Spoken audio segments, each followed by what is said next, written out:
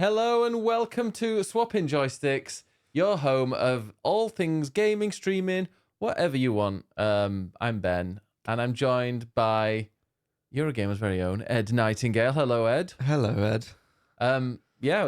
We're recording a little bit later than usual, but you won't know because it'll go up at the same time. But we've been watching the Xbox Developers Direct. Is it called that? Developer Direct, yes. Yeah, Developer Direct. And so we're going to kind of go straight into that in a sec. But first, how are you, Ed? I say we're going to go straight into that and then introduce you. And then we're not. No, we're not, yeah. I'm all right. It's cold. I think I need to sneeze.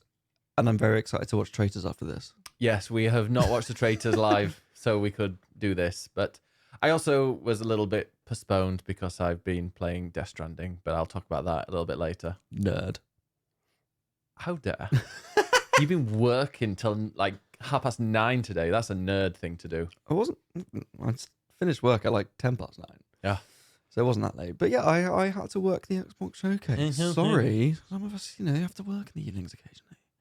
Well, I mean, yeah, I thought you were going to say some of us have to work because I was about to say I've been out of the house 3 times to work this week. And I've been sat right in this chair working all week as well. What's it like working on your ass? I don't know how to respond to that. I've been working on my ass for 36 years. Yeah. Really? Can't you tell? No. A few more squats, Gorka. Go on. How very dare. So we've just watched the Xbox PlayStation Showcase, and we're... The Xbox PlayStation Showcase. They're all the same. Direct, isn't it? Is it Direct? Was it? Yeah, Direct. Developer Direct. Wasn't the Nintendo, was that the first Direct? Yes. So but this is a Developer Direct. Did PlayStation ever call it a Direct?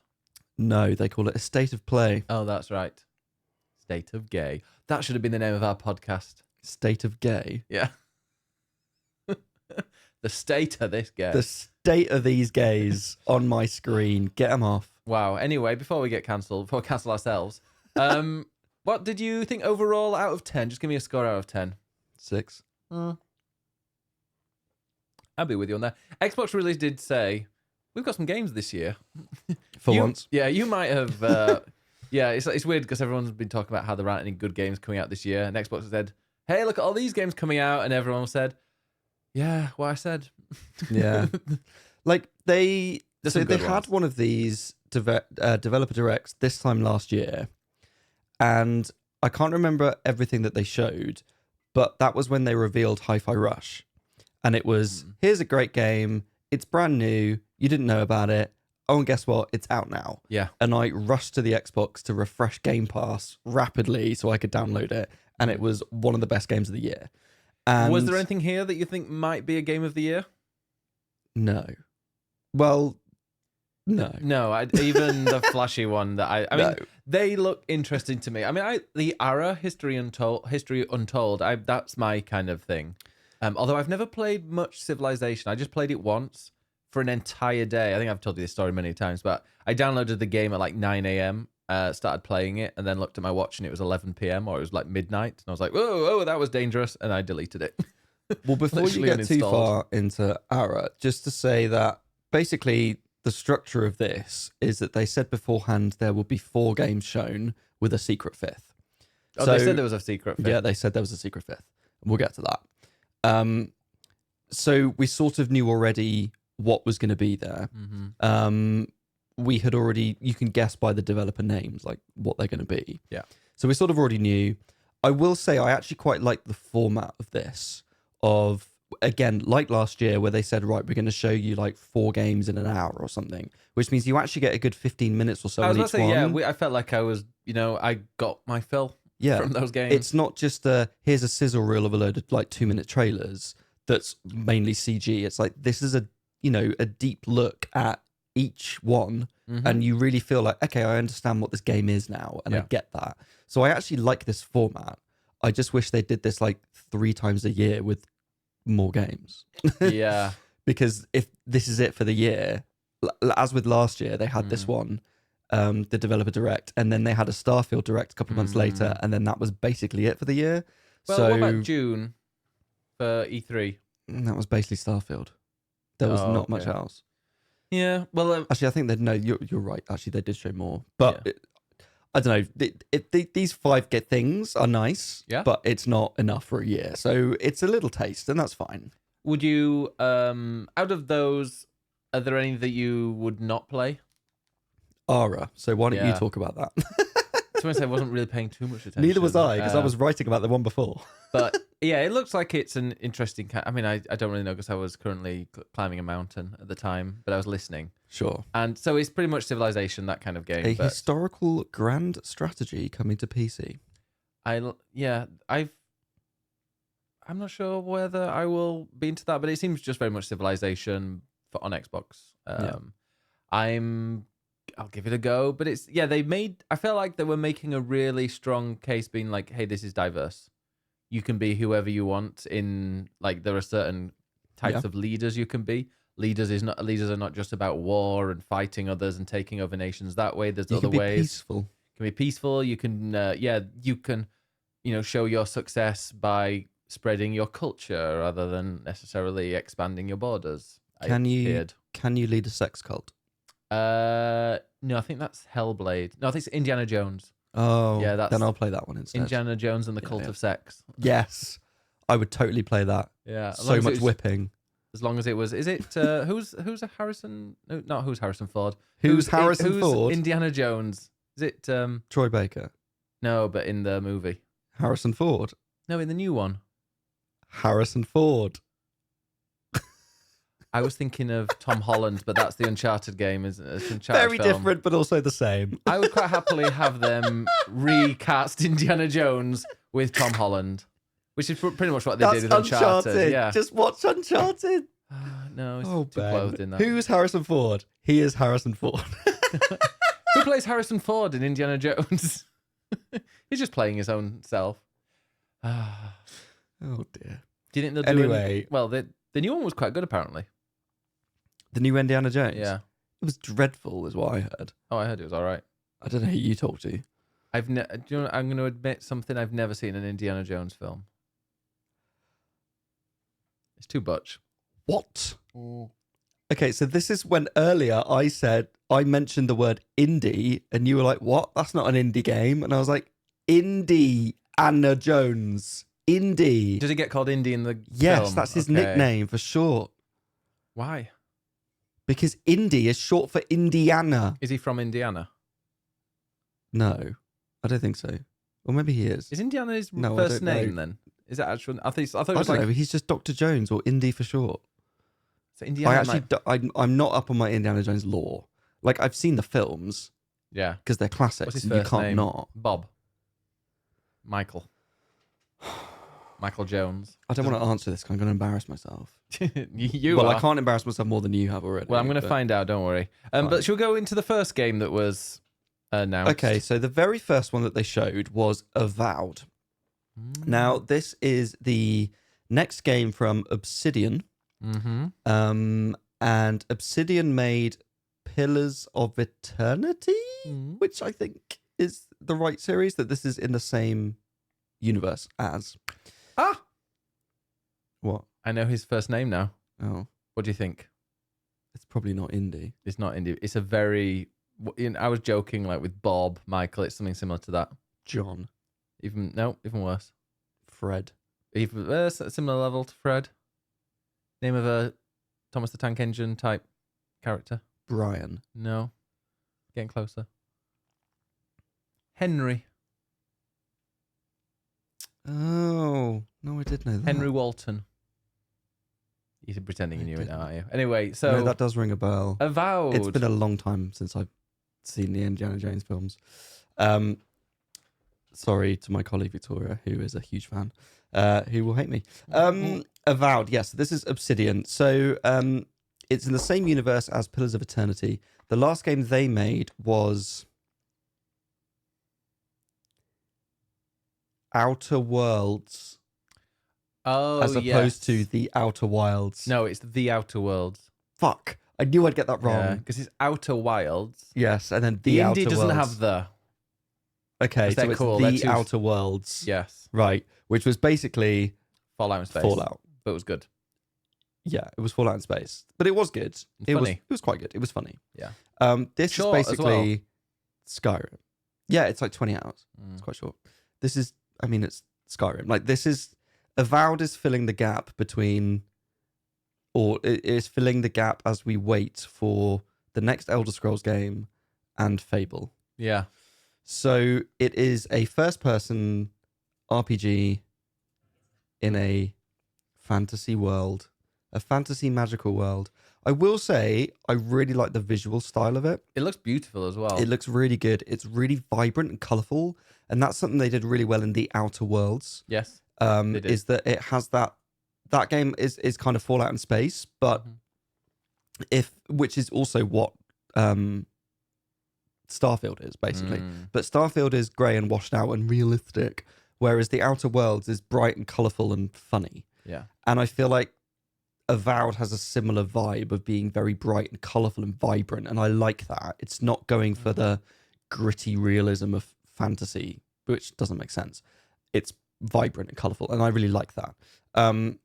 I think other than that, it is Skyrim with a bit of Baldur's Gate thrown in. Like, I mean, sorry, we have it up on the screen that we're sort of semi-watching as we go along, just as a reminder, but the conversation system looks like, oh, there's different lines of dialogue you can choose. They're going to change the font. It looked very much like placeholder font. Kind of, yeah. Times New Roman. Yeah. And it's very much, oh, you make decisions and this steers the story and whatever. And you're like, okay, well, as soon as you do that, you're now going to be compared to Baldur's Gate. And I don't know if this is, like, Obsidian are really good at making choice-based RPGs. Yeah. But I don't know if this can necessarily match the high bar that Baldur's Gate has now set. And combat, I think, looks fucking awful. I mean, yeah, like, first-person sword for shaking. the love of God, developers, please stop making first-person swordplay games. They do not work. I do not want to be. Might have worked, I do not want to be wafting a sword around in space, hoping that I might vaguely hit something. Like, I'm not interested in that. Sea of Thieves was one where I was like, this isn't for me. No, because you're just waving it and you're hoping it. You can't. There's no depth of field, really. No, it's awful. Maybe in like a VR game, sure. Yeah. But otherwise, no. Now, what I do like in this is that they have, combat-wise, you can customize and use different things. So there are melee weapons, there's guns, which is a bit weird in a fantasy game, but apparently is out there. And there's magic, and you can mix and match. So the obvious thing is use ice magic to freeze them and then stab them to shatter it or whatever. But there are, you've got two hands, you can mix and match. I mean, that's basically BioShock, but okay. So that's fine, but I'm not blown away by combat. So if it has a good story and if the world sort of building matches the vibrancy of the artwork and everything, then I'm down, but I'm not blown away. It just looks like a very standard Western RPG. I just hope that it's not ridiculously long and like will lose people. It will be. I hope it's like Outer Worlds, because the Outer Worlds is what, 20 hours, and you never stayed in one place too long to get bored of it. Whereas, hopefully this will be the same. They did show lots of quite a diversity in areas. You're saying it's really vibrant, but one place could be really vibrant, the other's very red, the other place is very kind of colourful. There's another place that's like a desert. There's a big variety. I think it's been in development a few years now, but honestly, I don't think Xbox can afford for it to be a long game that is going to be in development for a long time. I mean, they've announced that it's coming out in autumn, so it's not far off. Yeah. I'm not sure how long it's been in development, but I feel like they need a game quick, and they need to fill that fantasy gap. So I imagine they probably are happy with like a 20-hour, slightly shorter experience that isn't a massive sprawling RPG, but still gives you that vibe. Yeah, which is fine. I'm more than down. There are too many long games. I'm more than down for a quick short game. Yes, yeah, like a 20-hour RPG. There are not enough of those. I think Sea of Stars. Sea of Stars. If you do everything, is more like 36, 35, 36. I think I spent in it. Wow. Chrono Trigger, classic, and like back in the day, the mid 90s of sprawling RPGs and all the really long Fun Fantasy games. And they came in with Chrono Trigger that's like 15 to 20 hours. Oh. And it's a dream. Absolute dream. Speaking of short games, the next one. Senua Saga, Hellblade 2. Yeah. Now, we have a release. They said was short. They did say it was short. I was like, thank you. Yes, I know. The first game, you've played the first game, right? Yeah. I played on stream. I loved it. I did, and especially the documentary afterwards. I was like, I liked it. I really loved it. Well, I really, really enjoyed it. But then I loved it after seeing the documentary and how clever everything was that they'd done. I'm glad I didn't watch it before, but then it made me also want to play it again, kind of understanding it. But then it didn't because it's really depressing. So yeah, I've only played it once.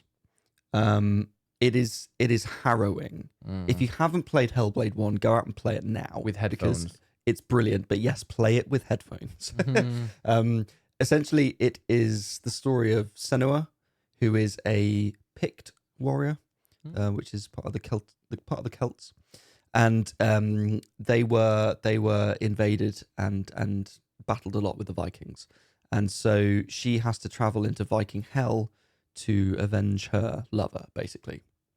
However, she suffers from psychosis, and so she has these voices in her head that sort of manifest in visuals and visual puzzles and this sort of constant voices and stuff that happens. And they actually went with the first game and also with the sequel. They've spoken to a sort of psychology professor and people that have suffered from psychosis to sort of get that authenticity. I think some people really praised it for its sort of depiction of mental health. Some people really didn't like it for that reason. So it has had a bit of a mixed response, I think. I personally found it really interesting and I really liked it. But this is the sequel. And the first game came out on PlayStation and Xbox and later on the Switch as well, and PC. And then Ninja Theory was bought after that by Microsoft, which is why this is now basically an Xbox exclusive, although it is coming to PC. We now have a launch date for it, which is the 21st of May, which leaked yesterday. And it was the right date. And it's coming to Game Pass day one, as I'm sure Avowed will as well. Oh, yeah. They've said that it's 50 quid. Well, it's $49.99. I'm presuming it'll be 50 quid in pounds as well. That's like 40. And it's digital only. So it's on Game Pass. So if you've got Game Pass, you'll probably play it anyway. But if you want to buy it separately, it's 50 quid. And they've said that it is a short game in the same vein as the first one. So we're talking like 6-7 hours. Yeah. And I feel like 50 quid is quite a lot for 6 to 7 hours of gameplay. Wow, we're going into this conversation? Well, maybe a touch. But at the same time, it's an experience. The experience is going to be good. But in this development update, they showed a lot about the technology behind it. So, you know, all the motion capture that they're doing to make sure that it is utterly realistic. And they talked about binaural audio. Binaural audio. Yes, that's the term. Which it has in the first game. Hence we said play it with headphones because it's like the voices in her head. You can hear them whispering in different places. And they come from all around you and you can hear it in the headphones. They've now expanded that. So the music, the sound effects, everything is all coming out from all around you. So this is absolutely a game to play with headphones. So there's a lot of amazing technology going into it, but it is also quite short. Technically it's the same. It's probably like the same price per minute if you're going for that as a trip to the cinema. I mean, probably, yeah. £10 for 90 minutes. This is 6 hours. That's £40, which is how much the game's going to be. Well, the cinema's like 20 quid in London. So that's true. You know. So yeah, I mean, are you going to play it? 100%. This is the game out of all of them I'm most excited about. Really? Because I loved the first game. I really, really loved the first game. Now I'm almost slightly less excited about it now. Just having seen more of it, it feels like it is essentially more of the same. It's depression in a box, which is fine. I'm down for a bit of that. I don't know. The story, I think part of my worry about it is that the first game was so singular and complete that I don't need more of that story. I didn't need a sequel. No, I didn't need a sequel either. But I feel like Microsoft have bought Ninja Theory and said, please make us more because it was good. And I'm now a bit like, what more can you do? The story of this is essentially she's gone back to her own people in Iceland who have been ravaged by Vikings, but she has come to save her people. And so now she is like the savior, but she's still suffering from psychosis. And I don't know how that's going to work narratively. So I'm interested to see like how they can extend the story, but I'm slightly worried about that. But I'm also I'm intrigued by it. I really want to play it. Out of the 5 here, that's the one that I am most excited for. Okay, yeah, I'll play it if Sorry, that's my tea on my mic. I will play it if I've got free time then, but I'm not going to be like, I'm not going to put games down to play it. It's just, I enjoyed the first one. It was a cool experience, but it was incredibly depressing and just miserable, and I don't need that. You love depressing things. You like Death Stranding. I don't like horror depressing. Death Stranding's like quiet and peaceful depressing. Until it rains. Oh, even then you just go and hide in a shelter. It's... Okay. No, I don't know. I'm not excited about this. If they said it was delayed a year, I'd be like, okay, fine. Like it doesn't. I mean, look, it's not like in my top 5 most wanted this year, but I will, of these, it's the game on Xbox that I'm most excited to play out of these. And I will 100% play that day one. But if it's 6 hours, I'll like, cool, I'll just play it for an afternoon and be done with it. And then that's that. Yeah. Oh, this will be a game I either, stream or make a let's play of. I'm definitely not just going to do that for my own enjoyment. Not going to do it just to enjoy. We'll see, though. I mean, it might just be... I don't know. Is it misery porn? I think it's trying to be a bit more serious than that. Okay. Because I think it is trying to be authentic about mental health and psychosis. Which they did in the first one. Yes. So we don't need another. Fine. Next one. Visions. So the next one was essentially the 5th that was a secret. Yeah, it's weird that they did it then. And then they left a space below, and I was like, is there going to be a secret 6th one? No. But there wasn't. No, there wasn't. So yeah, we knew that there was going to be 4 games, and we'd sort of guessed what they were already. And then they said there's a secret 5th, but they said it wouldn't be a shadow drop. And so suddenly the 5th comes up on the graphic of a box, and it comes up with Square Enix, and everyone's like, oh my God, Final Fantasy Remake is coming. Like, they're going to do it. You know, they're or they're gonna or they're gonna announce like 14, like the release date for it or something. This is gonna be huge. And then they said the other day. And then they said Visions of Mana. Now, I'm actually intrigued to play this. Okay. But also they announced this, Square Enix announced this at the Game Awards. Yeah. So this is not new. Yeah. So I quite like the look of it. If you don't know what the Mana series is, basically it began life as Final Fantasy Adventure, which I think was a Game Boy game originally, which was an action-adventure RPG spin-off of Final Fantasy. It's Final Fantasy Adventure. And then that became Secret of Mana on the SNES, which is very highly regarded as this action RPG, amazing Square Enix thing. People love it. Yeah. I've played a bit of it on an emulator when I was a kid, but I've never played any of the Mana games in full. Secret of Mana was followed by Legend of Mana, and then loads of other of Mana games, all action adventures. It's not like a prime Square Enix series, but fine. I think it was 2 years ago they released remakes of a couple of the older ones, which I guess did well enough that they've now decided to make a brand new game in the series. So this is the first new one in a long time. And it's called Visions of Mana. It's got this kind of anime style that is very in keeping with Secret of Mana, with trees and fairies and magic. Anime style, action RPG. I think it looks fun, but at the same time, this is coming out on PlayStation as well. So this is not an Xbox exclusive. And I don't know, it felt like a bit of a letdown because you see the word Square Enix and you're thinking, right, they're finally going to put Final Fantasy on Xbox. And then it's Tomb Raider. And then it's this. Oh, no, they're going to do it. And then you're like, oh, okay. So it just felt a little deflating because it's not really a new announcement. It looks colorful. It looks to me a bit like Dragon Quest, but obviously not turn-based. It's more action RPG, so it looks like it could be a bit more fun. Again, I don't know whether that's something that would interest me. It depends if it's, like I said, if that's like a 20-hour game, sure, great, but I've got a feeling it won't be. What were the original ones like? Oh, no, they're like full RPG length games, I think. Or like maybe slightly shorter, but they're decent length games as far as I'm aware. I don't know. I think it's just like Square Enix and Xbox don't work together a lot. And to go back to the Final Fantasy XIV Fan Fest in Las Vegas, Phil Spencer's on stage. Like, they get him in. They announce that 14 is going to be on Xbox. They say that this is the beginning of a partnership, that there's more to come. So everyone is fully expecting Remake. I mean, 7 remake, sure, but to put other Final Fantasies have been on Xbox, but not widely available. I think 13 was. Yeah. 12 was.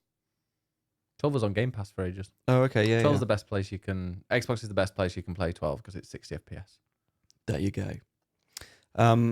So I think people are just expecting a bit more, and so for the first Xbox showcase direct thing to have Square Enix in and its Visions of Mana, it's like, okay, they're obviously Square Enix are trying to push that, but they're not giving their best stuff away, if that makes sense. Yeah. Like Sony gets that. They're not sending their best games. Yeah. So I'm happy that it exists. I will absolutely play that, but I will probably end up playing it on PlayStation unless that comes to Game Pass, in which case I'll play it for free on Game Pass. But yeah, another game I'm probably gonna skip. Yeah, I thought you might. Next one, however, I mean, Ara History Untold, that was the next one that was announced. We've already spoken about that. I'll give it a go and I'll let you know what it's like. Please do. And then the last one, a little indie to finish with. A little indie called Indiana Jones and the Great Circle, which is the worst fucking name I've ever heard. That's what you call Indiana Jones and the Great Circle. Where are you going with that, Ben? What? Do not finish that sentence. Your glasses. Your mouth. Yes, my mouth is the Great Circle. All the stuff that comes out. Yeah. This is from Machine Games. Who? I feel like they have done stuff that I am not aware of. But they were also introduced by Todd Howard, so I think they're part of Bethesda. Yeah. And I will find out. This Machine Games. It's set between Raiders of the Lost Ark and The Last Crusader, which will mean nothing to you. But basically is the original trilogy. Oh, they did the Wolfenstein games. That's why it looked quite fast in first person. Yeah, like Quake as well. So Wolfenstein, Quake, including the new Wolfenstein games, which are fantastic and have got amazing story, amazing kind of pace to them. Okay, now I'm looking forward to it. Okay, there you go. Well, I was before, but... So it's Indiana Jones. It is in first person, but they will pull out for certain third person bits so that you can check out his ass. Is it Harrison Ford? It is visually it's Harrison Ford because Indiana Jones is Harrison Ford. Like it has to look like him. But the voice is Troy Baker. They should just use Troy Baker. Of course it's Troy Baker. Who else could it have possibly been but generic white guy Troy Baker? He is, I mean, yes, but also he is a very, very good voice actor. I mean, he is, annoyingly. Yeah. But also he's in everything. Just give someone else a go. I mean, I'm playing Death Stranding at the moment. He plays Higgs, and he's fantastic in there. I mean, he's also in Uncharted, which this basically is first-person Uncharted on an Xbox. But he's, like, to me, he's such a good voice actor because he voices everything.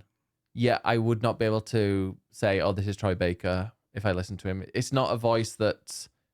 He's good at changing what he does and adapting the voice to what he needs. That makes him a good voice actor. He's a very good voice actor, and that's the reason why he's probably getting all of this. But yeah, I could have gone with someone else. But I mean, you just know it's going to be very good. And I think this game is going to be very, very good as well. I'm like now seeing that it's Wolfenstein. You need to play those two. Do I? They are brilliant. They are just... I want to see you... I want to watch you play them and just like, what the fuck is going on? Are they on Game Pass? Yes.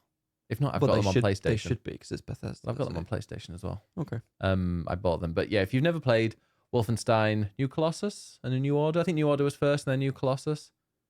Rings a bell. If anyone hasn't played it, it's set post World War II where the Nazis won. And I mean, one of the enemies is Mecha Hitler. Great. Who goes to the moon. It is the most batshit wild story. There's stuff in it that I don't want to say because it would spoil just the surprise, but it is a roller coaster from start to finish. And like I think the second one, if I remember rightly, set like in the US, but like a typical kind of like, you know, white America, picket fences and all that stuff, but run by Nazis. And it's really, really wild stuff and very, very entertaining. And like I played that story at the end of it, I was like, I need another game. And it's very rare that I get to an end of a game and go, I need more. Normally at the end, I'm like, oh, thank God, that's over. Yeah. Because I was find I don't know, maybe it's just my attention, but quite a lot of the time, video games do slightly outstay their welcome. That's the phrase. The last game that didn't, I felt, for me was Dredge, but we'll probably talk about that in a minute. I forgot I'd even played that, so thank you. Wow. Because, yeah, but, I mean, even Dave the Diver, I was like, okay, now I'm ready to... And luckily, it was a bit rushed near the end, but, yeah, those Wolfenstein games didn't. And if it's...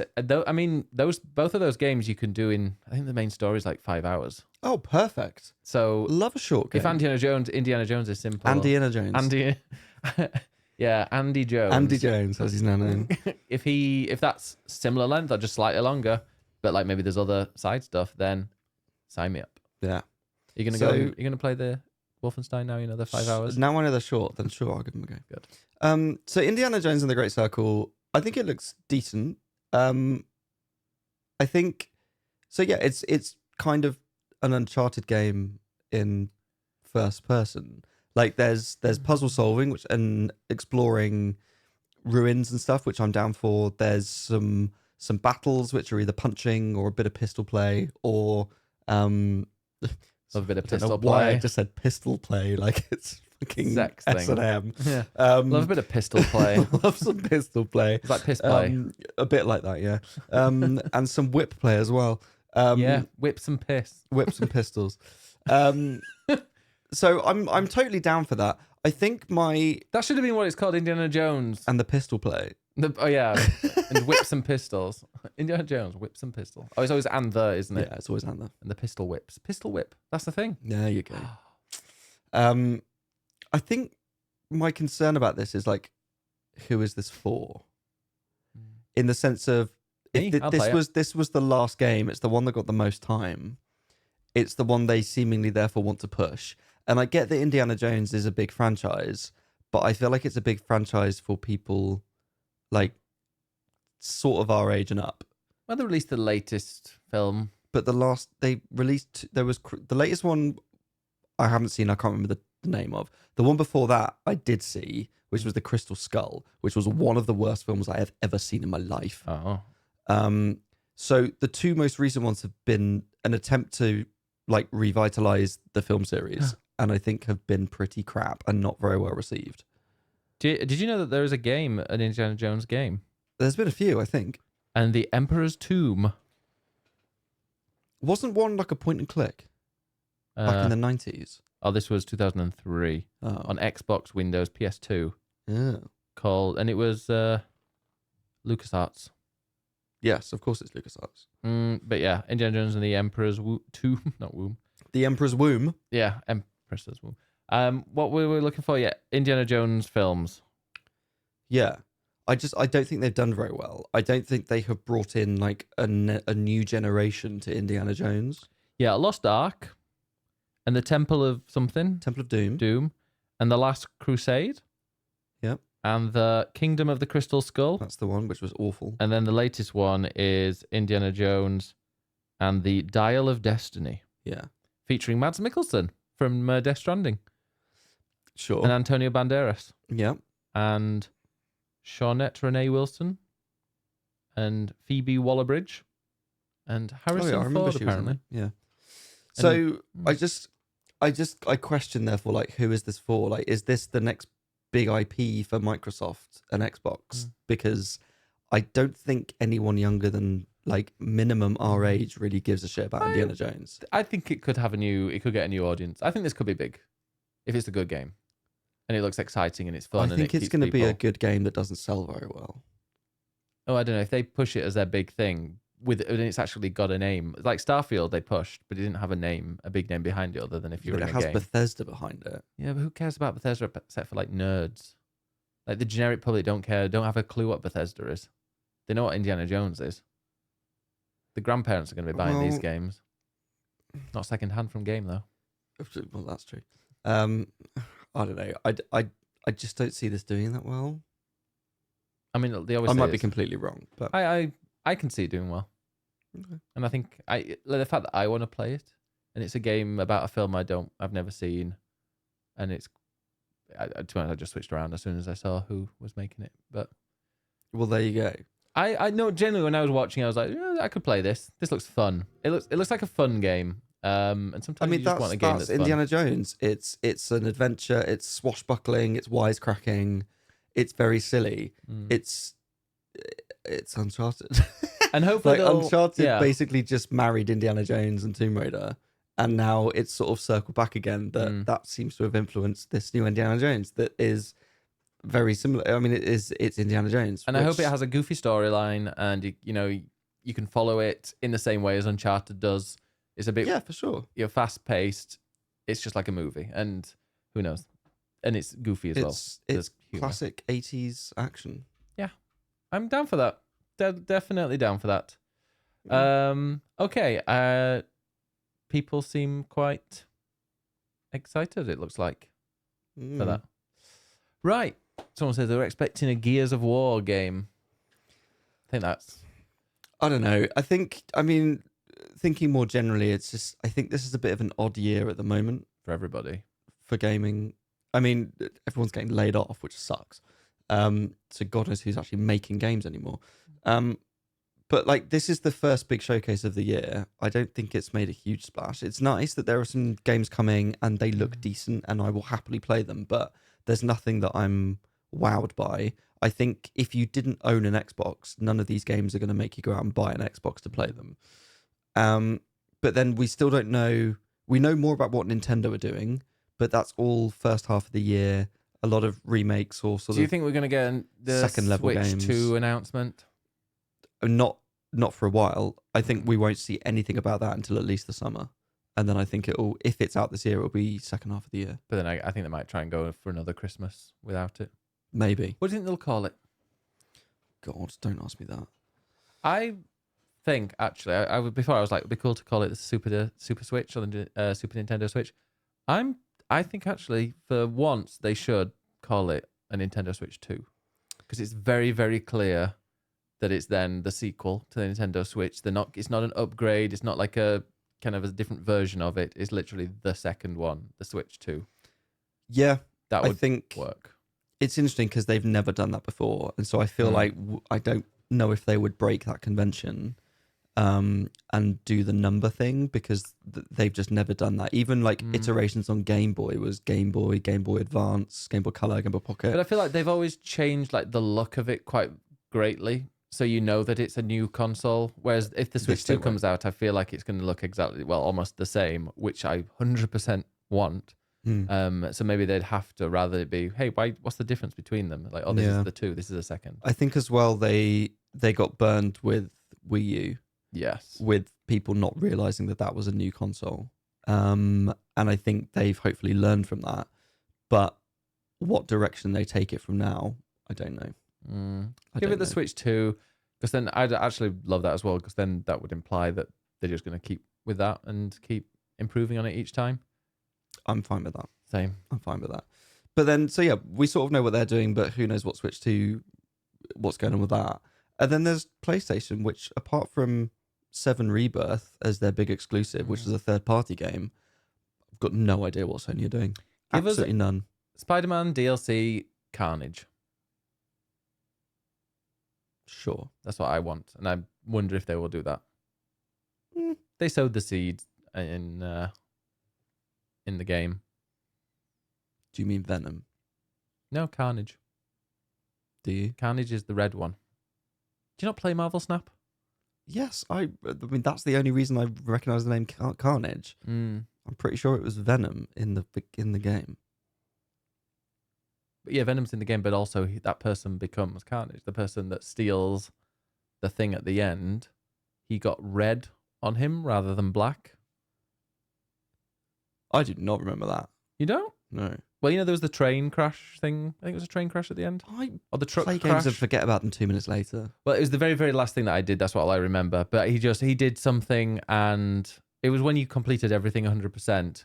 It's not really a spoiler, but this thing happens. Whereas the Venom goo is all black. The stuff that this person had, it went red, and was doing the same thing. And I was like, that's Carnage. Okay. Am I teaching you about you are, Marvel? Vaguely, yes. I literally know nothing about Carnage. Don't know who it is or what. I just was like, oh, if that person turns red, then it looks like that card from Marvel Snap. So Great. I think that is Thank you, Marvel Snap. And I think Venom and Carnage, they do very, very similar things in Marvel Snap. And I think they're from the same universe within Marvel. I think they're from Spider-Man universe. I mean, I figured that. Yeah. Well, I didn't. Anyway. So who knows what Sony are doing? So it's an interesting year, basically, to see what's coming out. And this was the first big statement. And it was a bit meh, but it was fine. Oh, I'll go for it. I don't really want... I really want to play Indiana Jones now. The other stuff I will play on Game Pass because it's there. I mean, I think they're all coming to Game Pass, so... Yeah. All right, well, should we go into what games we've been playing? Because we have... Yes, you said you were going to do it for an hour. And we've done our news section first. Yes. So well, you finished Dredge. Yes, I have played and finished Dredge and had in both the last endings. week and forgot I'd even played it. Wow. I played it because you had played it and said it was really good. Yeah. So I wanted to give it a go. I also had heard about it last year from people and just didn't get around to it. And also I played it on the Switch? No, on the Steam Deck OLED, which I stole from you. And now I can finally have it back. It was an excuse for me to test out the Steam Deck, which was very nice. Very nice screen. It plays really nicely. It looks gorgeous. Nice. Every time I looked over, I was like, "Oh yeah, that is the new Steam Deck." Yeah, it was very nice. I enjoy it as a little handheld console.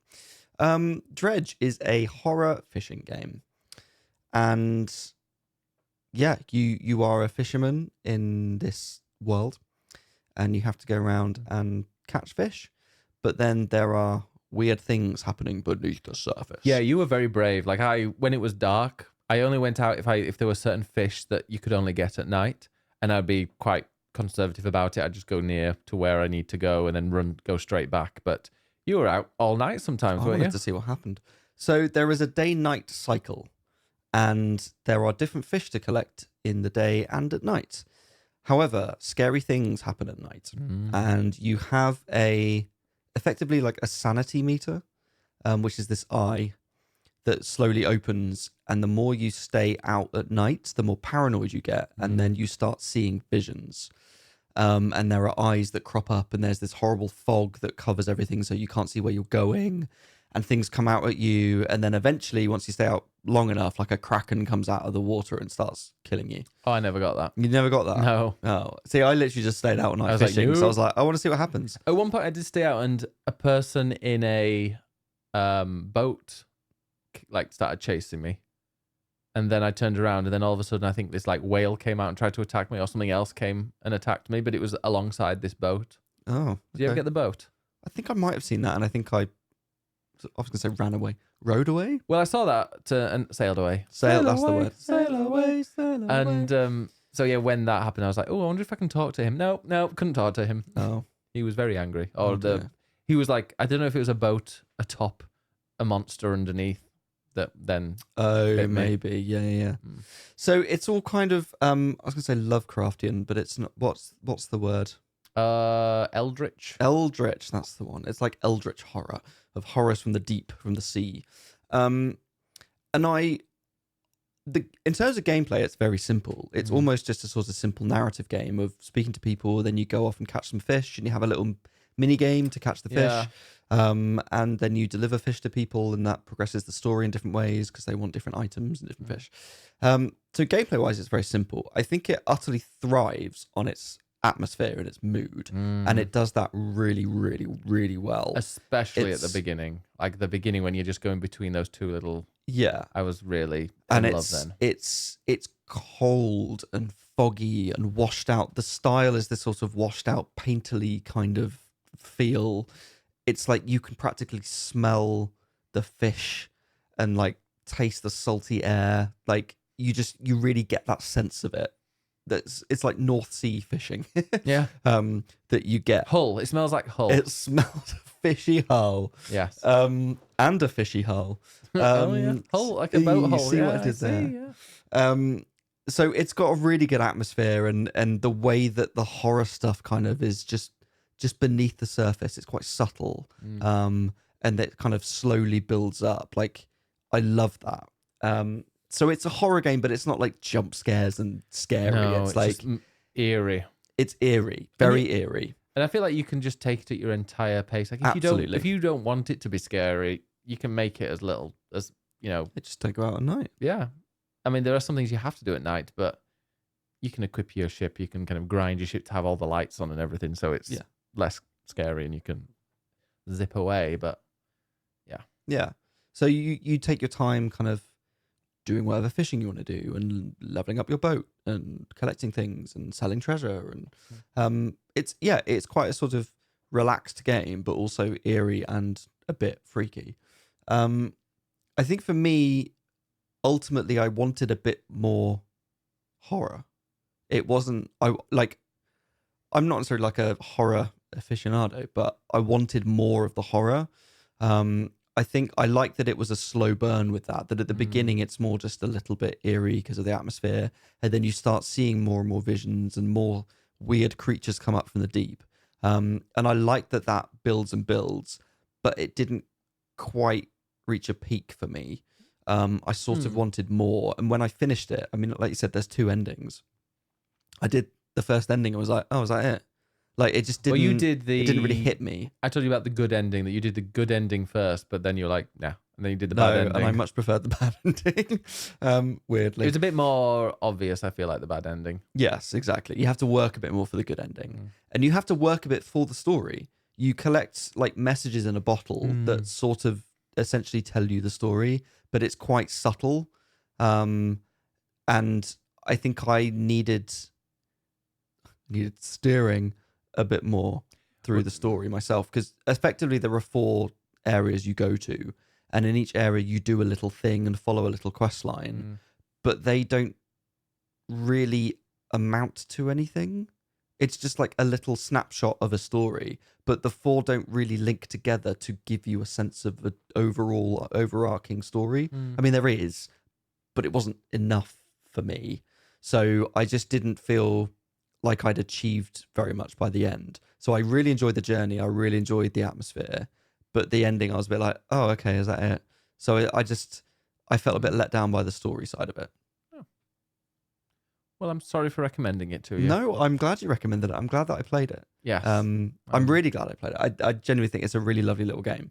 I think I didn't know what to expect going into it, which is maybe a good thing, because then you can be surprised. That's what I was the same. Because I played Dave the Diver. Yeah. And they were like, oh, there's a crossover happening in Dave. I think Dave the Diver's going to have a Dredge crossover in it. So I was like, okay, I've got to go and play both of them. And they played totally different. Oh, yeah. Totally different games. Both set in the sea, but that's about it. Yeah. So yeah, I think I thought it was maybe a bit more narrative driven. And I also feel like because it was short, I thought, oh, I can race through this. So I purposely, that made it worse. Yeah, I think it probably did, because I purposely tried to just get through it. And I think it's a game that actually you need to just absorb yourself in, and you need to read everything and soak everything up. And I did read everything, but fairly quickly, and maybe didn't make the links I should have done. So I think I maybe rushed it a touch, but I would thoroughly recommend it to people if you're interested in it. Definitely go play it. And it's not too expensive as well. It's a pretty cheap game. Yeah. Oh, and yeah, you finished it. I finished it with the DLC in 10 hours. Were you the same, similar? I haven't looked at the time, but probably similar, yeah. Yeah. All right, well, for me, like when it comes to the only game that I played kind of, and you haven't, because we're going to talk about Prince of Persia, which we both played briefly, but I've just been playing loads of Death Stranding, and I'm very, very, very close to getting the platinum, and I just love that game. It's just so relaxing. I often have other things going on at the same time when I'm doing it, because I've finished the main story, and I'm just kind of, it's a very grindy platinum, because one of them is you have to get every single location. So if you don't know what Death Stranding is, it is a walking simulator, pretty much, a delivery simulator. You've got to deliver cargo to these various preppers, or these various stations around the world. And as you level them up, you've got more chiral bandwidth to lay things down, like a zip line or chiral bandwidth. Yes. You can't just throw out random terminology like that. That's why I'm explaining. I know that's what Kojima does, but please explain it. Chiral bandwidth on the chiral network. You Because understand the word obvious. bandwidth, so you understand that that's what it's about. So you get more bandwidth to put down zip lines, or you can put down a bridge or various other things. But because it's a Strand game, the first Strand game. What game? A Strand game. Because it's a What's Strand that? game, some of the structures that other people have put down might appear in your game. And so you can then use those. And it's I don't know, to me, it's just a very peaceful game. And especially once because it'll take you a while maybe to reach a prepper, which is the name of like these stations where people are hold and you can deliver and make deliveries and request deliveries or start deliveries or finish them. And so you can like spend a good while getting to a place, but along the way you've dropped a few zip lines. So the next time you go up there, you can do it in 20 seconds instead of 5 minutes. And just then once you've got like a real network of roads and zip lines, you can make these orders really, really quickly. So there's one where it might be, you need to make this time to delivery in 4 minutes, 40 seconds. And I'm like, if I walk there, it's about 30. But because I've laid down all these zip lines, I can do it in 1.5. So just being able to kind of whiz around and be really efficient with these while in a really stunning world is just very relaxing for me, and like just slowly leveling each one up until they're all 5 stars. That was great. And I've just done the 56, I think it is, or 54 memory chips, which I'd known what they looked like because I'd have actually picked them up when I went and did the game. Good one. But so yeah, I finished the game. I finished all of the leveling up and ended up being like, oh, I've only got 6 of these. But I literally did them all this evening following a guide. And it pretty much took me from not a cheater, but there's no way on earth I was going to. There was one I'm like, I would never have gone in this place. But then, in fact, 2 of them. But then one of them took me to a place that I'd never been to in the map. And it was a shrine. And I got up there and then a song started playing. And I'm like, I did like the song. It's a really good. I did like the song. It was like one of their main songs. The volume. It's one of their main songs. So I was like, oh, wow, you hid that at this shrine in this place that it never tells you to go to. Unless you're looking for this memory stick. And it's weird. It's 100% Kojima. That game is all about, it's just his things that he likes, he puts it in the game. Like the collectibles, so these memory sticks that I've got, they unlock collectibles in the game just to look at. And there's something like, there's Mars Attack stuff, I think. Or what was the one that we saw? Big Fish. Big Fish, that was it. Big Fish movie poster. There was a Seven Samurai, which is Kurosawa. There's the God of War 2006 soundtrack or something like that. It's basically just, what does Kojima like? Let's put it in the game. Yeah, and if you look at each one, it's like, oh, this was a fantastic game set in this blah, blah, blah, what happened. And it's like, oh, it's just him writing down what he loved. And I like that. It's a very personal game. It is Kojima's game. It's Kojima let loose to do whatever the hell he wants with no reins. And I think someone should rein him in a little bit. No. And I'm looking forward to Death Stranding 2, and I'm hoping that it's more of the same, and they've just let him go even more batshit in there. And I'm really intrigued to see what actors or actresses he involves, like all of them, because there's going to be some weird people in there. I'm often facetious with this game because it didn't really click with me, and I just enjoy taking the piss out of you for enjoying it. And I'm very happy that you like it, and I'm being mean. Horrible person. But I think for me it's just the story side of it. I don't think he's a good storyteller, and the story was a load of weird nonsense, and then here's a big story dump of more weird nonsense that makes no sense at the very end. Oh, it made sense to me. But I also think like this is the first Strand game in a new genre is just wanky bullshit. But I will say, watching you get the platinum and seeing the way that you've built up that network over the world of all these zip lines and roads so you can get around quicker, I didn't do enough of that when I played it because I don't think the story in itself requires you to do too much of that. You can, if you spend, you can make it easier for you if you kind of do extra deliveries. So like, yeah, you can just mainline the main story and kind of go from A to B and do that. But if you're spending a bit of time doing some extra deliveries, you can build up the bandwidth that you've got, and then you can build the roads to make it easier and faster to go from, to go around. But if you're just whizzing through the main story for like a review, then it's going to be, it's not going to be as fun. Yeah. And I think that idea of having a sort of shared world that everybody can contribute to and connect with each other, and you can add infrastructure to meet each other and communicate. I actually really like that as a concept. I think that's really fucking clever. And if that's a Strand game, then so be it. I would love to see that done elsewhere in other games. But I could happily take that end game meta stuff that you're doing now just as a game in itself without the bullshit story. No, that'd be quite boring. Oh, well, I thought it would be relaxing and peaceful. Oh no, as a reward after playing through the incredible so you have story. to get through the bullshit before you get to you the say bullshit. peace. People enjoy it. Nincompoop, wonderful member of the community. He loved it and he loved the story. I'm very happy that people like it. And there are many people who do love it. And it actually, people shit on it like, oh, it's a bad game and stuff. But it was pretty well received by critics. Like, it has a decent Metascore. So, like, generally, it was mixed. What do you think it is? Well, you're going to tell me it's whatever now. Yeah. Equally, I think there were some people that hate it. It's not for everybody. Includes the director's cut. There were a lot of reviews when it came out that were like 6, 7 out of 10 kind of level, which is not bad, but not what you'd expect from Kojima. So, Death Stranding. Okay, do you look at the normal one and the director's cut? I mean, the director's cut's going to be higher. So the normal one got 83. Very good. And the director's cut got 85, which is mighty. So I mean, even the original got... Sure, but then look at the Metacritic scores of Metal Gear Solid 1 to 4. We're not comparing it. We could compare it to freaking Kirby's Dream Land. It doesn't make any difference. It's compare apples and oranges. No, it's not a Metal Gear game. No, it's not a Metal Gear game. It's a Strand game. But it's still a Kojima game.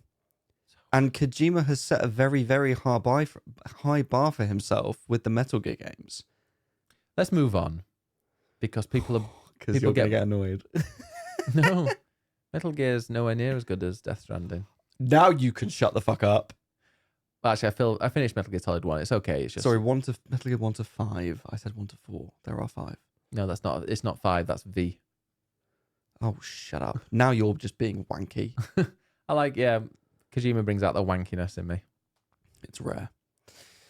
Anyway, so you're going to platinum that, and then we never have to talk about it again. Probably going to platinum it tonight, and then I can go and start playing other games. But if that game was like kind of a always on game or something like that, and it always had these things, I'd have to stop myself playing because it would be dangerously addictive.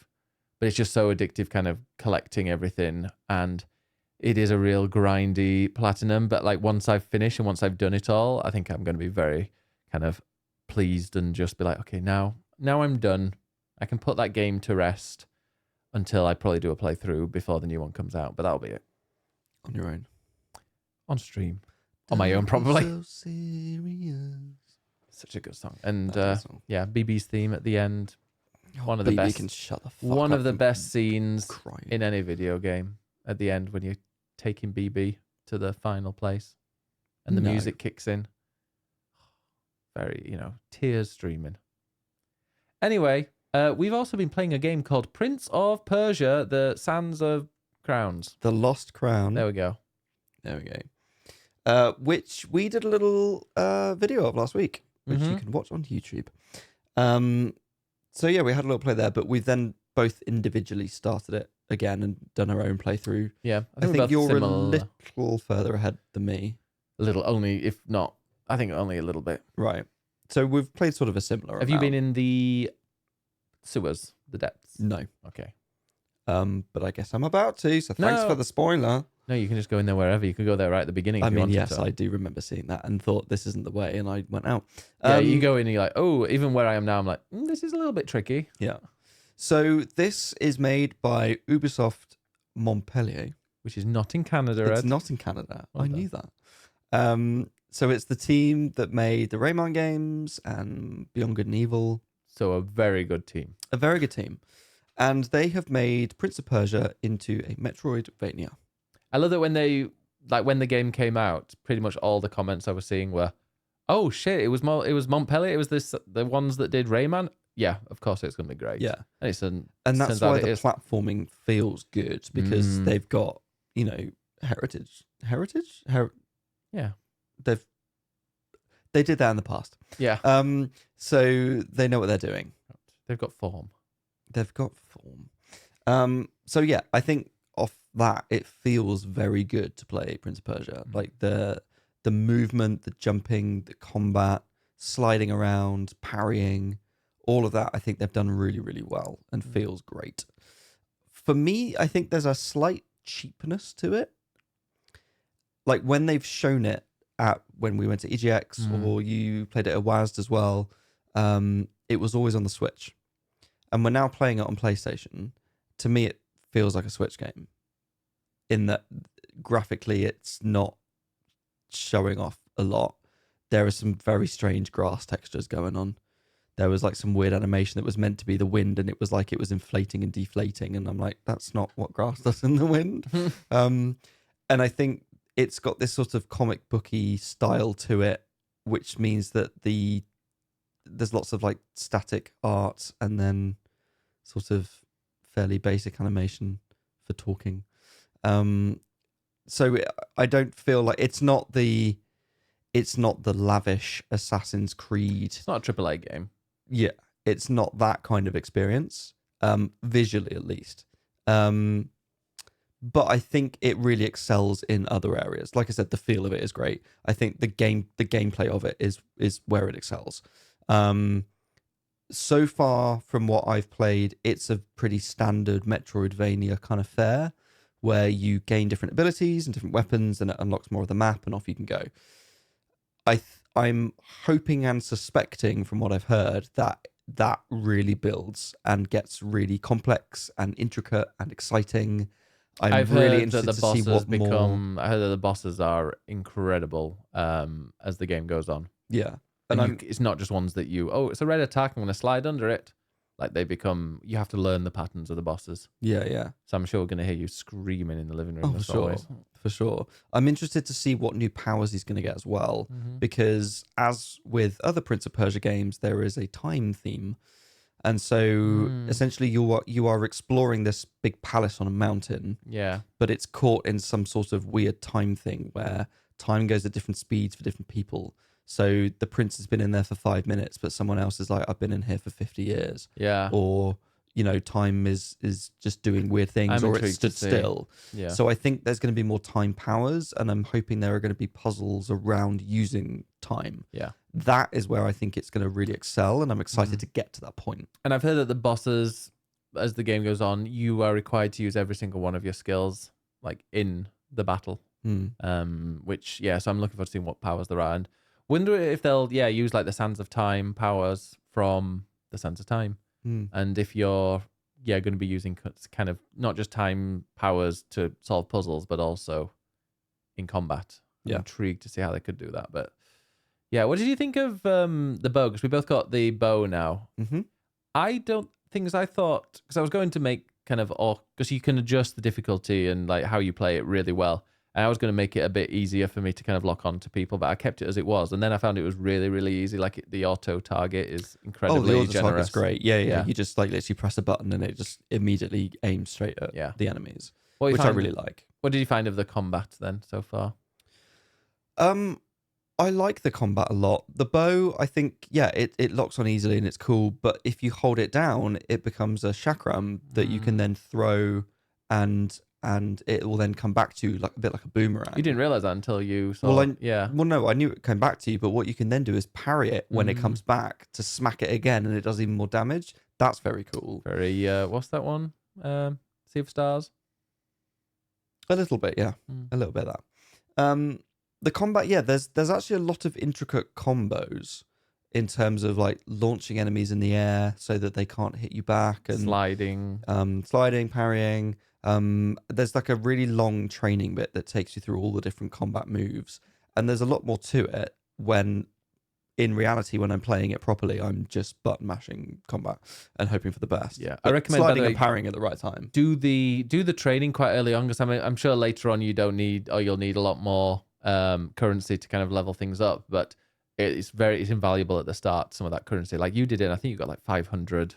Yeah, get a lot of, they're like time crystals, I think you collect as currency. And you get a lot of those for completing the training, which you can immediately then spend on leveling up your weapons or buying new amulets, which is a nice way of sort of tweaking your build, which is cool. There's a lot of really good stuff in it. I think it's just, so far, it just feels a bit standard. Like, for me, the sort of peak of the genre is still obviously the Metroid games. Metroid Dread, I really loved from a couple of years ago. Hollow Knight, obviously, incredible try and game. Get into Hollow Knight. Incredible game. And so there are so many good Metroidvanias that I think you have to do something really special to stand out. And so far, I really like it, but it hasn't quite reached that level. But I think we'll come back to it next week. Hopefully, I will have played more. I think it might get to that level. Judging by reviews and the high scores and things, I think it could be something really special. Yeah, I'm talking a lot from what I've heard from the Nextlander people, which, our rival podcast. Hi. Yeah, there were I think 3 of them, and 2 of them were similar. Well, I think they were a bit further than where we are, and we're like, yeah, it's good. And then there was one guy who was entering, I think, was the final third, and was like that second third of the game. Like, yeah, just get ready for it. Okay. It's like it's Souls-like with having to learn the boss. Now I'm sold. Yeah, he's like, because he was being very hesitant about using Souls-like, because it gets overused, that phrase, a lot. But it's like Souls-like in the way that you have to learn how the bosses move, but also then you have to use every single skill in your inventory, and it gets close. And he said for the first time his kid was watching him and cheering him on instead of being like, hope you lose. That's cute. Because they were, it was apparently really exciting. Also, I like the style of it. I think it looks good. You say it's a bit like a Switch game, and maybe I think they obviously had to make a style that would work on all consoles. Yeah, for sure. That's 100% it. But I believe someone said I don't know if there's like 120 hertz. So like, I mean, it feels very smooth. It's incredibly smooth. I haven't had any glitches yet. At all, really. No. But it just feels really, really smooth like butter. And I went and played it on I don't know. We've got ability to stream at 120 FPS or hertz or whatever it is on there. And I don't know if it automatically did that, but going from that to then playing some on the Portal, I was like, oh, okay, I think I'll stick to the main TV for that. Okay.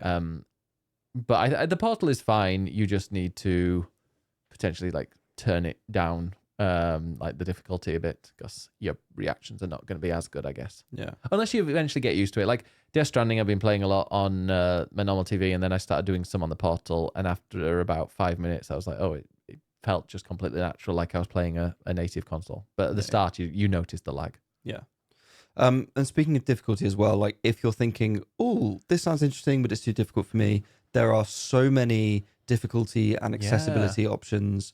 You can tweak loads of different things in combat. So if you want the combat to be literally just overall easier, or if you want, say, the parry timing to be easier or something like that, you can get quite granular with it, which I think is really good. One of my other favorite things as well is that you can take screenshots and it will pin it to the map. So in a Metroidvania where you often get lost and you're like, oh, hang on, I need to use that item in this one place, but where was that? Yeah. When you get to that place the first time and say, oh, there's a big pit here that I can't jump over, take a screenshot. And you knew exactly where to go back. Exactly. And then you get that ability and you're like, oh, right, now I can go back to there. And you can see the screenshot and say, right, I know where I'm going, which is so handy. Yes. So there are a lot of like quality of life type things as well. The only problem is with that is that it's then hard to put down because you know exactly where to go next. Like sometimes if I'm a little bit lost or I'm like, I come to an end, like, oh, I'll try and figure out where I need to go next time. That's like a good time for me to stop playing. But like, I was playing that and going like, oh no, I can jump across there. And I want to know exactly right now what it's like if I can jump across there. So it's very addictive. It is. And it's a really good game. And it's, we've just played it on the PS5. It is not available on Steam Deck because it is Epic Games, I believe. Ah, okay. Yes, and it's not on Steam at all, which is very disappointing. But if you want to play it handheld, you can play it on the Switch, which apparently it runs really well, actually. I played it at WASD. Oh, was it October last year? I think it was October last year. I played it a little bit, and I was like, oh, this looks pretty grim. Like, kind of Mortal Kombat 1 style. Yeah. Like, didn't look good whatsoever. But I was playing it on like a docked mode. So, and that was obviously a few months before. So I guess they've tweaked it a bit, but Maybe, yeah. yeah, it's people don't seem to have any issue with it on Switch. Did you know as well? This is the first Prince of Persia game where they actually speak Persian. I was going to say something similar. Oh. The music is made by a person. I don't want to say Persian because Persia doesn't exist anymore, but it from the area of where Persia was, and she is making it like really authentic music, not like the typical kind of Arabian Nights, that kind of that stuff. The stuff that you hear in every like bazaar in a video game that you go around. Yes, that's very cliche. Yeah, it's very like the music is very authentic and true to that area, not necessarily what the West depicts. Yeah, and there is there's a piece on Games Industry Biz where they have interviewed the sort of localization company, I guess, who were involved in this, and it is it's done in Persian for the first time, so it's all like authentic language, which is great, and like the characters as well, the voice acting, it all feels very. We know somebody and cool. Do we? Oh yes, we do. We know somebody in that. Well, we know the voice of Menelaus, Shy. Yeah. Who we're going to see in a few weeks. Oh, very soon actually, isn't it? Are we? Yeah, the pub quiz. Oh yes. 1, 2, 3 weeks. Because he's also in Final Fantasy 16. Yes, he plays a very. And he's in Liza P. Yes. As Vanini. Mm. So yeah, like it feels like a very authentic. He's also in experience for a Persian game. This isn't like a cheesy Arabian Nights thing. Like they've actually done the research to make sure that the visuals and the sound and everything feels authentic, which is really cool. He's also in Assassin's Creed Mirage, and is it Mirage, the 20-hour one? Mm-hmm. And he apparently speaks the last line of the game. Oh. But I want to say, I don't want to get them mixed up. Is either Arabic or Hebrew, which I know are very different, especially current times. But yeah, not in English. Okay. Which, again, authenticity in games just makes them so much more immersive and more kind of enjoyable. Absolutely. Mm. Well, let's finish off with what people at home have been playing. Exactly. And then we can watch The Traitors. We can. I need to scroll back again. Hang on. So, next week, I'm trying to think if we've got anything new coming out or anything coming up. Yes, next week will be a normal podcast, but the one after, I believe, will be a special one. Ooh. Where we are going to be interviewing. Should we say who? No. Well, we'll need to at some point because we'll ask them for questions. Yeah. Next week, tune in. We'll tell you which 2 famous voice actors we're going to be interviewing. Ooh. Nice. It's not Troy Baker. Unlucky for you. Yeah, you are a similar height. Yeah, exactly. It's probably unlucky for you. Well, I've met him before. And? Shook his hand. And? He was very nice. Okay. Yeah. What do you want me to say? No, did you find, is he an attractive man? Of course he is. Look at him. Okay. It's gone high pitch now. It's got a fancy man. Right. Well, in some pictures he is and some he's not. He was in Same mood. I mean, yeah. Right, what have people been playing? We're going to start off with Galinsky Doodle. Woo. And I'm going to say that I'm proud of my impact here. Oh, God. Galinsky says, I finished my replay of Final Fantasy VII Remake. Just as good second time through, and as someone who has played the original 5 or 6 times, I'm excited and intrigued as to what direction Rebirth is going to take, with yesterday's new trailer just adding to the hype. Yes, there was a new trailer this week. I didn't see it because I'm avoiding trailers now. Of course you are. There wasn't too much that was new, to be honest. Was it Sephiroth in fire? Yes, which we've kind of already seen anyway, so fine. The only really new thing was a blog that went with it, where they explained a bit more about how Kate Sith or Ketshi, however you want to pronounce it, how he fights in battle. Because in the original he rides on top of a Moogle, and always is on top of the Moogle. And in this, he fights separately and then calls in the Moogle to help, which I thought was quite interesting. And also, there is a new captain character they've introduced who captains the ship that takes you from Junon to Costa del Sol. Brilliant. But apart from that, there wasn't too much that's brand new. I'm sure there will be soon. Then started and finished the Intermission DLC. I've always liked Yuffie as a character, but she's previously been fairly fluffy and inconsequential. I'm guessing partly due to her being an optional character in the original. Agreed. The ending of Intermission is the first time I've actually felt for her. Whilst the gameplay was much the same as Remake for the most of it, Yuffie's ninja flavour to combat, the Fort Condor minigame, and seeing how the story weaved into Remake makes this a very worthwhile DLC. I'm going to skip the little spoilery bit there. Following this, I got 10 minutes into my first ever playthrough of Elden Ring, but Final Fantasy VII refused to release its grip on my mind. So I bought Crisis Core, and am now playing through that for the first time too, as I never had a PSP. Very different combat style. I think it's quite similar in some ways. And it's weird playing on the side of Shinra, but I'm enjoying the bite-sized mission style of the game so far, plus experiencing some of the background that I've only read about. Yeah. Crisis Core does have its own little intricacies for sure. Like there's the weird roulette thing and stuff like that. But I think they tweaked a lot of it to make it smoother and more in line with Remake. And it's like mission based, you say? Yeah, so is it similar to Armored Core? Crisis Core, well, so there is like a quest line that you follow, but you kind of go off and do missions. But then there is the mission mode where it gives you these like Shinra missions to go and do stuff. And I didn't even know you're playing as Shinra. So you're playing as Zack. I know that. Yeah. Well, he's in Shinra. He is a soldier. I didn't know. I think I saw him at the end of Remake. Okay, that was it. You need to finish the original. I really do that. And then we've got Dan Law, who very similarly says, with Ed's replay of Remake sating my need to play that again, I've jumped into Crisis Core, Final Fantasy VII Reunion, to give it its full title, currently on Chapter 5. Love getting to know the lore of Seven's world and characters more in the run-up to Rebirth. Yes, this is what I'm doing as well. You're very inspirational here. Clearly.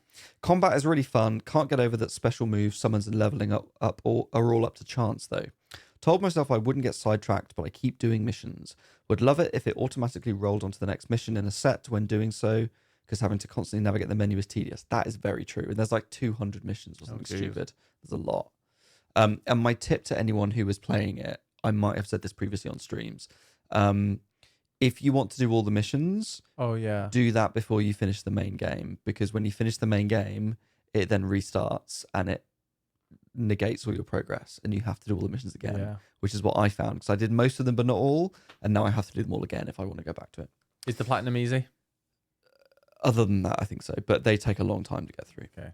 Personally, I'm not a massive fan of Zack's voice in the game. I don't know if it's deliberate to show he's young and naive, but it just seems out of place when put next to the others. I think that is absolutely the case. Zack is very young, naive, puppy dog kind of vibes. Slightly annoying. I need to play it. Sounds like my type. Yep.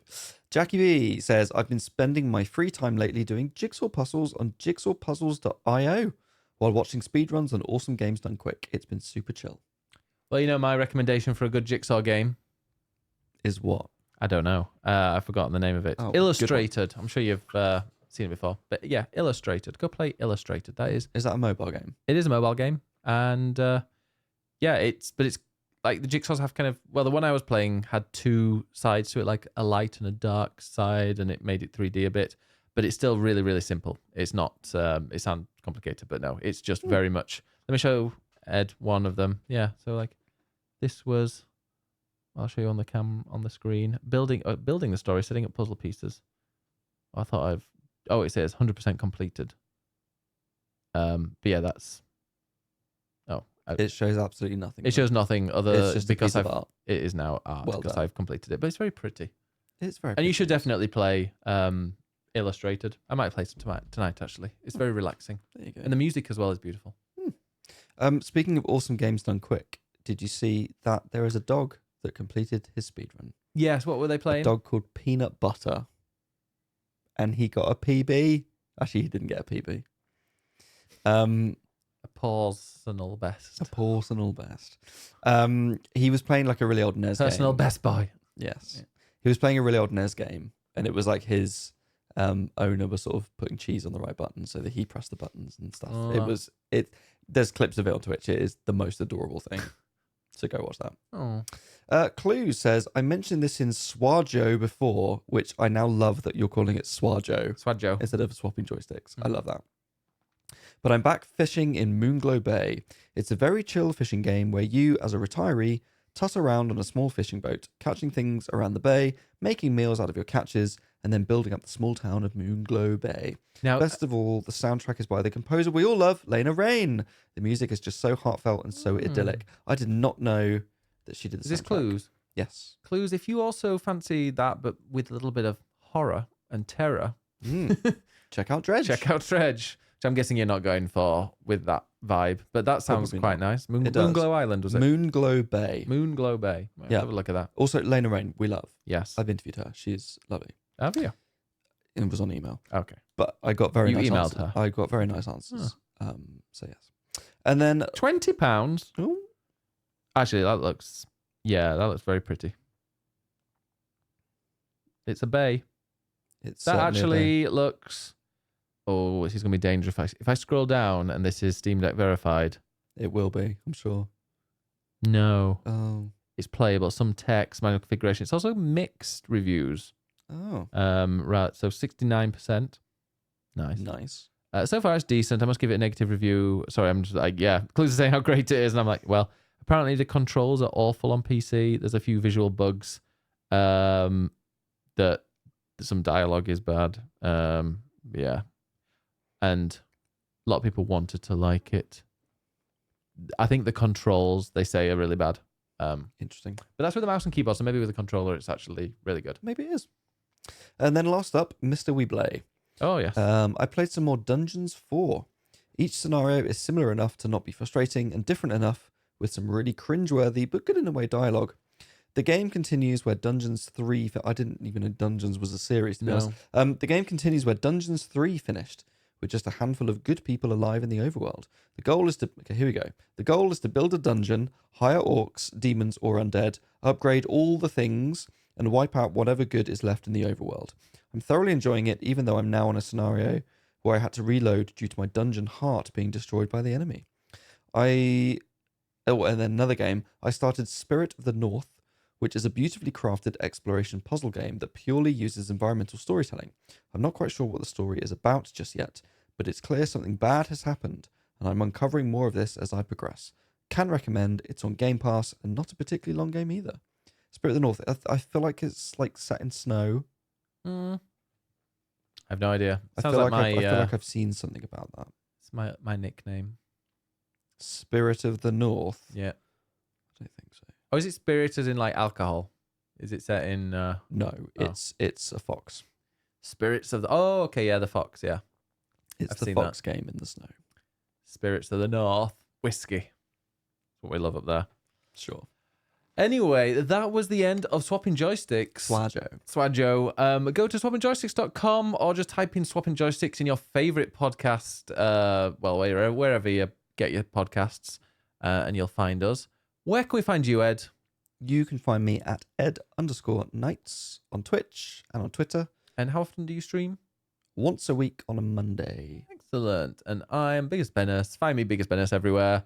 On Sunday, well, I stream on either Fridays or Saturdays and Sundays, and potentially on Tuesdays. Depends. That's a maybe sometimes. Interesting. Yeah. Next, I'm going to be playing on...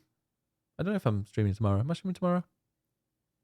I have no idea if I'm we're not streaming sure tomorrow. if it's tomorrow or Saturday. I haven't decided yet. Great. But I do fancy something chilled. But also, I'm kind of in the mood for Among Us, and I think that's because of the traitors. Yeah. So I will make sure that there's some warning if I do play Among Us so that everyone can join. But yeah, that TV show is brilliant. So is Among Us. Oh, yes. Yeah. So until... Well, let's go find out what happened on the traitors. Let's go find out if Paul's gone yet. Oh, dear. All right, then. Have a good one. Thanks, everyone. Bye. Bye.